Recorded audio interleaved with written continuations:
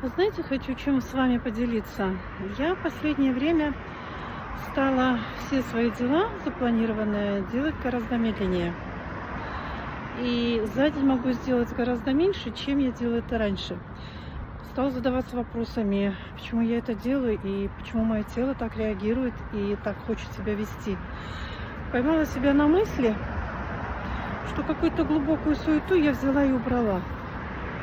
И я приняла, пусть я меньше за день совершила каких-то действий, что-то сделала, но все, что я делаю в каком-то своем ритме, так, как мне комфортно.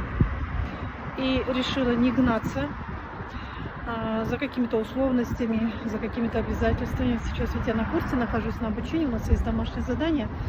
И я не хочу, не могу себя заставлять перенапрягаться. Знаете, вставать совсем рано, быстро садиться, значит, за гаджеты, что-то записывать, что-то делать. Просто иду в своем ритме. Но посмотрим, к чему это меня приведет.